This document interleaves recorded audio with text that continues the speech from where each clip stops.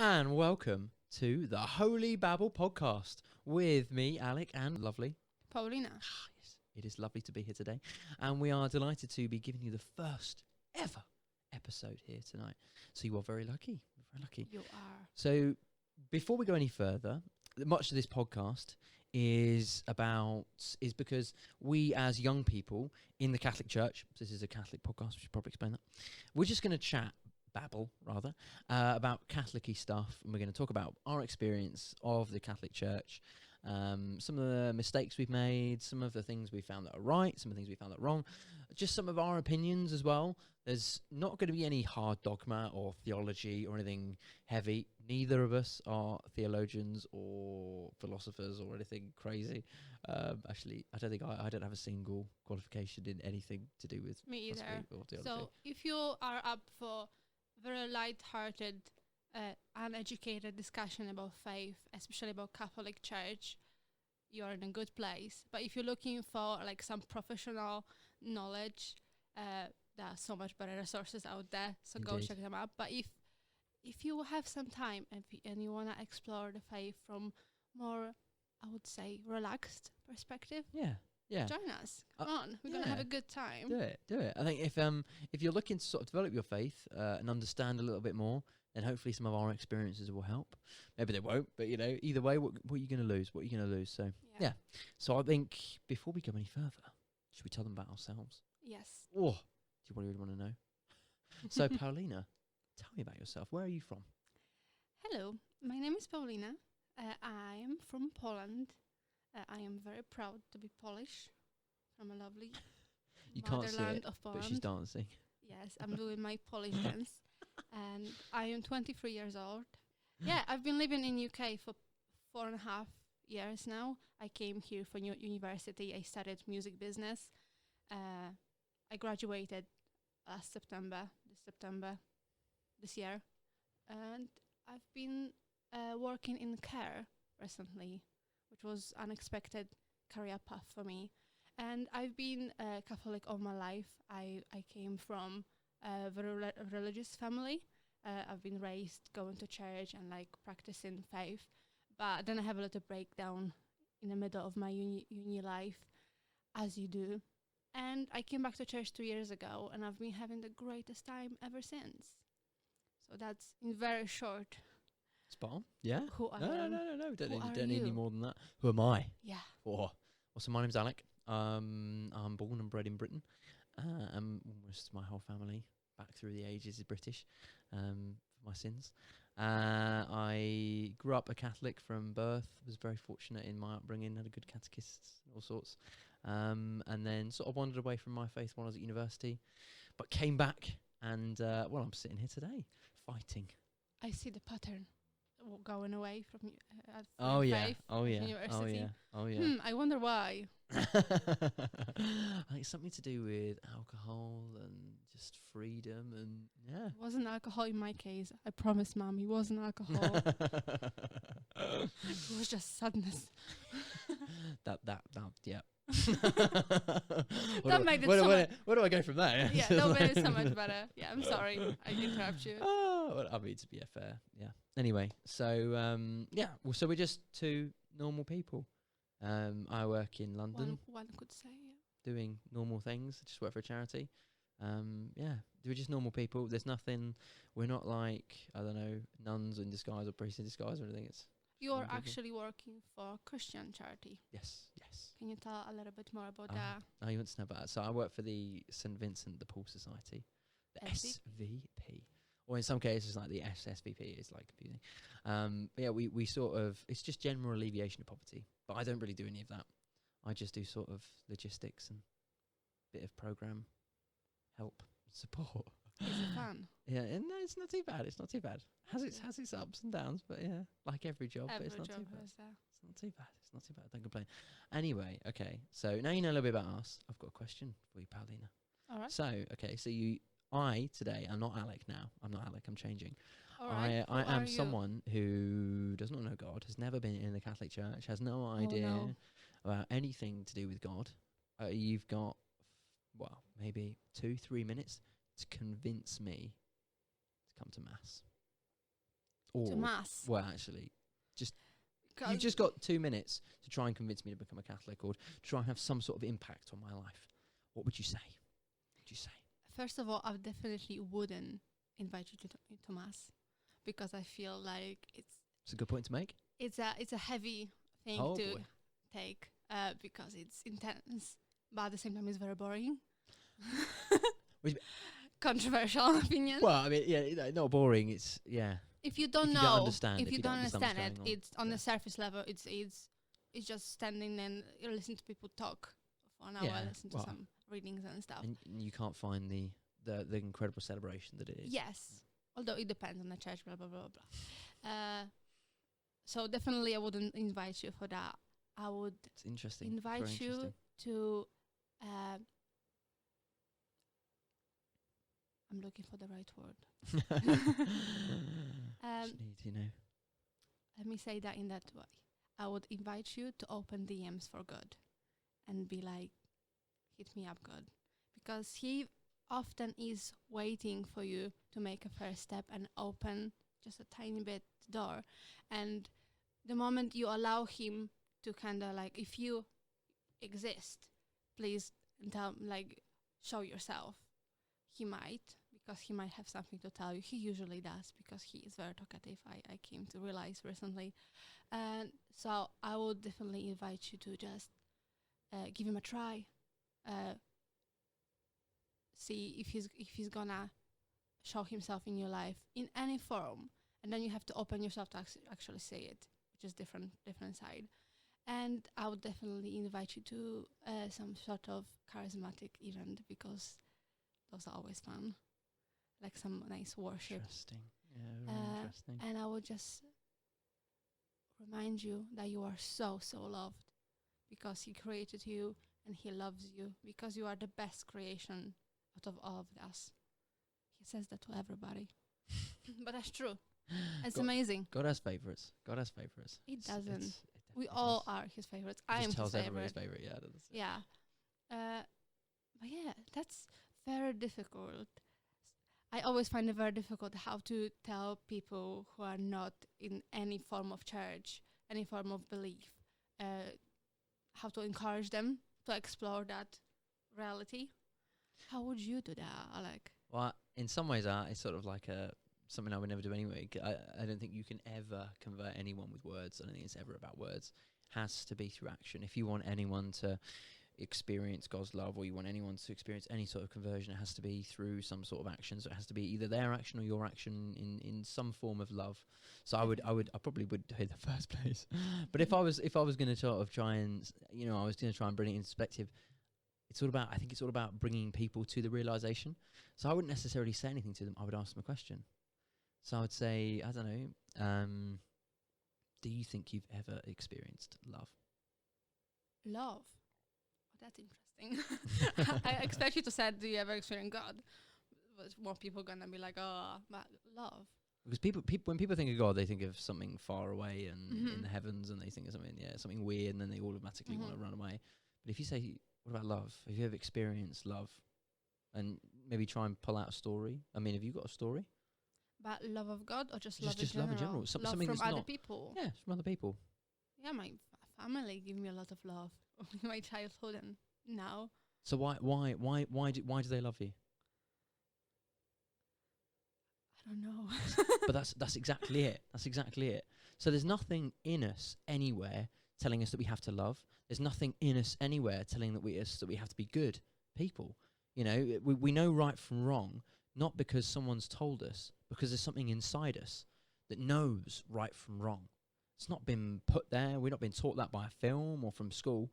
We just know something is right and we know something's wrong. Who put that there? Natural law. It's God, isn't it? It is, but So love. No one tells anyone to love anybody. And actually, it would be so much easier if every human didn't love everyone. It'd be so much easier if we were just separate from love. In some ways, it'd be so less complicated. But yet we do. love is like an instinct, like with Yeah. motherhood. We can't control it. Yeah. Now you're making me realize things. But it's that. I mean, God is love. So when you're trying to explain anyone, you say the love of a mother for a child, that sort of thing. I mean, lots of people have difficulties with their parents, so sometimes it's not a great one, but there's always some love in someone's life, and it doesn't have to be there, but it is, and that love is God. And so when anyone says, what would you say to anyone? I don't know, if I was going to ever try and convince anyone, I would say, look, this is what everything is about. It's all about love. And the sooner you realise that, the more loved you will be, or the more you will realise that you are loved, and the more you will then be able to love and enjoy that love. I do see where you're coming from with that, Go on but I had a lot of conversation with my atheist friends, and I know what question's gonna follow. Okay, after go that. on. So it's gonna be a whole conversation about why is there suffering in the world? If God loves me, then why such and such happens? And I'm always get stuck on that because it's such a broad subject to discuss, really, especially like in the short conversations. That's true. It's true. But you've got them. You've got them thinking, I suppose. But if you're gonna, the suffering one is a long one. Yeah. I don't know. I'm trying to think of a quick answer to it. I mean, obviously it's free will, but how to get that across in an easy way? It's almost like, if you're a parent and your kid does something wrong, you're not just gonna leave it. You're gonna shout. You're gonna tell them off. And if they repeatedly do it, you're not gonna just leave it again, are you?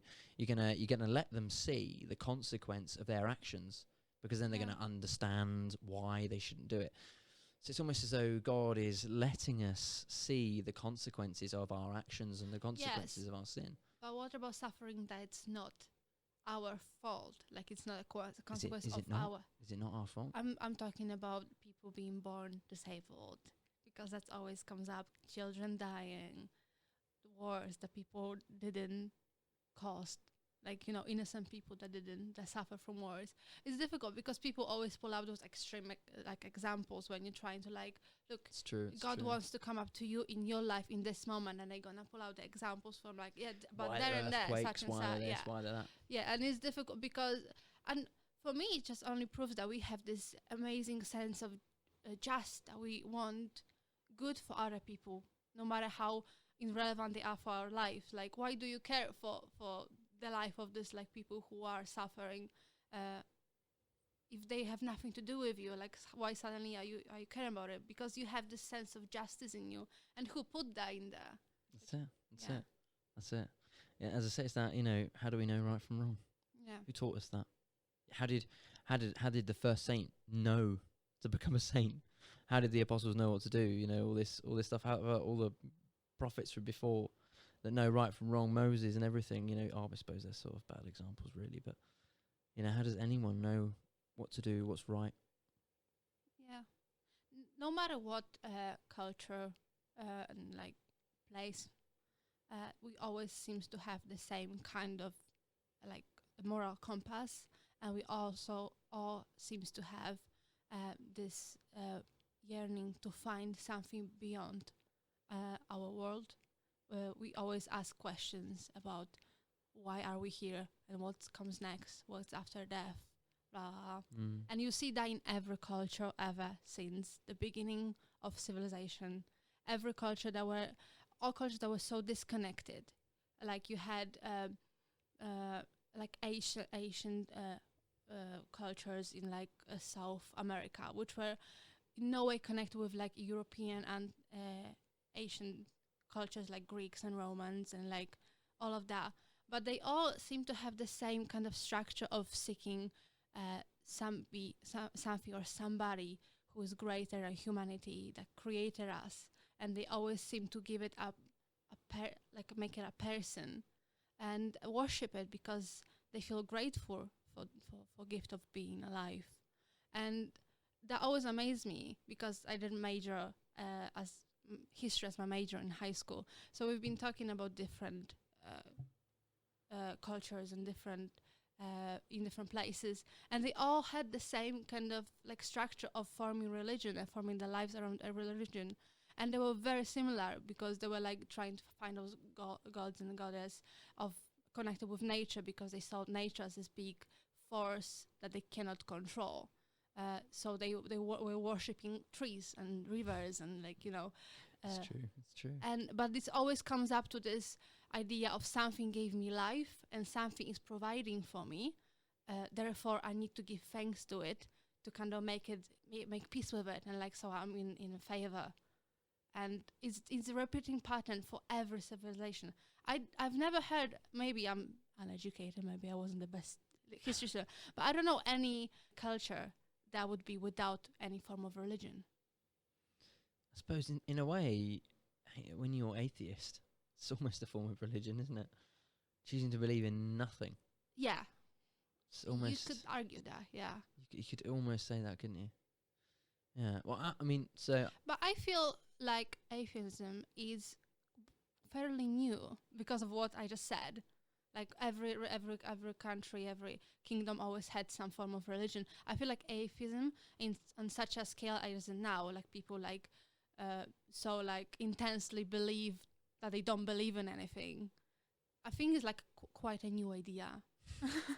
You can see even in them, like again, is this constant like trying to find something, There's an even unsettled nature. yeah, even trying to find nothing, like them trying to prove that there is nothing. It's still them trying to find. But isn't that just such a sad way? I mean, even if even if you take all the arguments, isn't that just a sad way to exist? You know, believing in nothing. Yeah, personally, it led me to depression when I stopped going to church and I was faced with like being like I'm only live for this life, and knowing that in like 50 years, on 10 years, on one day, on 100 years, I'm gonna die and that's it. That terrifies me. The idea of nothing. I think it's the thought of truly being alone as well, thinking that you are truly alone. Yeah, and I couldn't be able to exist in that notion. I was telling one of my friends, like, even if I wasn't really believing, if I've never encountered God, I would still want to believe in something, just because I wouldn't want to be like alone, just this floating thing in a universe, and that doesn't have any meaning. I mean, it is lovely that science provides us with so many answers, but science in itself is not a religion. It doesn't explain everything, and in some ways, science perfectly matches up with faith. Because science is only the extent of our knowledge about universe, and there's only so much we know. But there's only so much we can see. Yes, exactly. But science never contradicts faith, which many people don't know about. Many people still think somehow the science and the religion are colliding. Well, so I mean, in the Catholic Church, we're allowed to believe in evolution, and I believe in evolution. I believe that's how it sort of happened. And I believe in the Big Bang. That's how it all happened. Makes sense. So that's perfectly. The Catholic Church isn't going to wrap me in the knuckles for that. Yeah. So to be one of the biggest like scientists that were Catholics or were Christian in some way, Mikołaj Kopernik.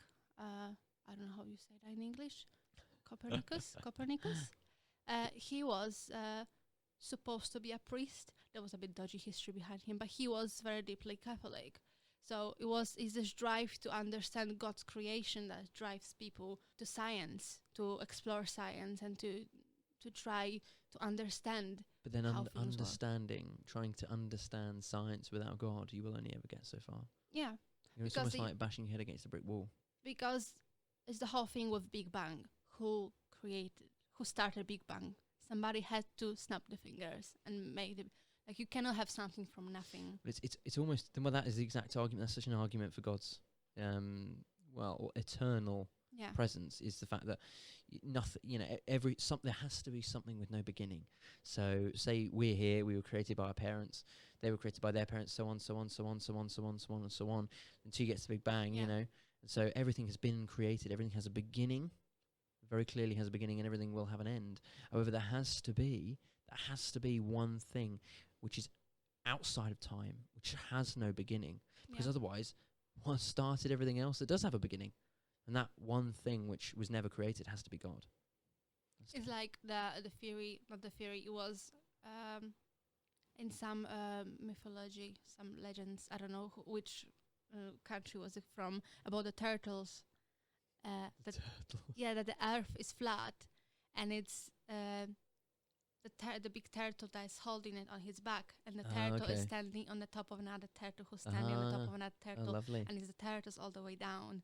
And is the question, where is the last turtle starting on? the same kind of thing. Like That's this has to be something that it's starting it. Basically, that is the base of it. That's outside of the scheme. There you go. It's one of the main arguments for the existence of God. Yeah. Oh yeah, there's I suppose that's one of the main ones, and the other one is, if you, it's like things like, particularly when I look at the periodic table, you see how neatly everything fits together in the periodic table. It's again It's the just word that it's so meticulously made so that- perfect. that we are made what from it means. atoms, and the atoms are Quarks and gluons and and like electrons the and thing about neutrons and- DNA, that if you took out all the DNA from your body, it would fit in the spoon, like a teaspoon or something like that. I don't remember exact quote, but if you were to write it down, it would fill the Great Canyon dozen times. So it's at the same time, it's such a small thing and it's such an enormous amount of information. And in such a like meticulously designed world, we cannot say that it just started because it started. It has to be this like powering thing that made it all like kind of start rolling. I don't know how to phrase it properly, but yeah, it doesn't make sense for the science that science proves that everything has a meaning and everything is like reaction from something else, to then say like, oh yeah, it just happened, because it just doesn't align, doesn't. Yeah, science keeps going back and finding more and more theories, but have to if you look at it with all in the light of faith, it just all sort of glues together. Yeah. It becomes so clear. Yeah, it makes sense. It does make sense. And I think one of the other things I remember from when I, what should we say, tested my faith, left the church for a little bit. There's something inside you, a hole you can't fill with alcohol, with anything. That so many people, drive themselves to addiction, drives themselves to horrible ends, to massive ends of mental illness and horrible, things, because trying to fill this hole, It's a God-shaped hole. It's a very God-shaped hole. I've listened to a talk about it in Polish. I do recommend Father Adam Szustak, who is a great preacher. Some people don't like him. I do love him. He's explaining things very, very like simply, and through Bible. He's always like basing everything on the teaching of Jesus, which is as you should do.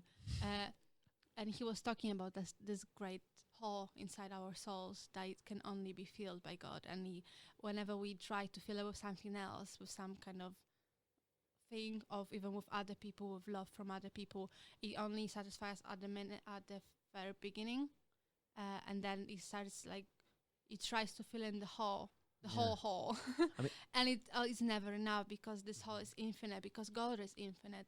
So as long as you're not feeding yourself God constantly, you're always gonna be hungry for something more. And that's it. That's exactly it, because your soul chooses at the end of the day whether you're going to go to heaven or hell. And it chooses where you are going to ascend or descend. So the how you have treated or how you have shaped your soul during your life is incredibly important. And that's still for Catholics as well. I do see a lot. I mean, I see so many Catholics who have, although they believe and everything like that, they still fill their lives or their souls with other things that are not God. And the more you try and fill with other things, you're just wasting time. I think we all are We partly guilty on that. All do. No, I mean, unless you're a saint. Yes, you would be guilty that's of it. that's what sainthood is about. Yeah. To kind of give up on everything Perfecting your soul. Yeah. Perfecting your soul. Yeah. Well, I suppose that gives you a sort of taster of what we're going to be talking about. If you're not Catholic, please keep listening, because we're not going to take this off to some incredibly high level. We'll try and keep it all basic, because we don't know anything anyway. That's as professional as it will get. Literally, that literally probably is. So yeah, that's about as. That's about sort of what we're going to do. We're going to cover loads of topics. I can't remember what next week is. Next week we're talking about charismatic church. Charismatic. We'll try. Hopefully explain what the charismatic renewal is, the gifts of the charism, all that stuff. Can I just say, I'm very excited for this podcast, because there's so many things I want to talk about, and there's so much. I'm just ready to tell things. We are in an incredibly exciting time in the church. Yes. With Pope Francis and everything, it's an incredibly exciting time. Yes. Some people it's a bit of a distressing time. Some people it's not, you know. Everyone's got their different views. Yes. But yeah. And I think it's very important to talk and to share your faith, no matter how big or small it is, and like feed off each other and learn from each other. So if you have any comments or any suggestions or anything like that, let us know. Perfect. Because we will appreciate that greatly, for sure. Yeah. I think love doesn't come in different sizes. Love doesn't have any sizes. It doesn't come in size 7 feet or size 5 or size 11. Love is always the same size, so it doesn't matter how big or small it is. Yeah. Anyway. It's always love. Drifting off. Yeah, so thank you very much for listening. Join us next week for Charismatic Renewal. We're going to cover all the big topics. I think we're going to cover homosexuality and everything that we can understand, just everything. Oh, yeah. Hopefully. And follow us on social media. I'll be waiting there on Holy_Babble on Twitter and Instagram. If Alec ever sends me his picture. And don't want to see my ugly mug. Don't want to see my ugly mug. Oh, well. If you don't want to see his ugly mug, follow just Twitter. And thank you so much for listening. And we'll see you next time. next time. Yeah. God bless.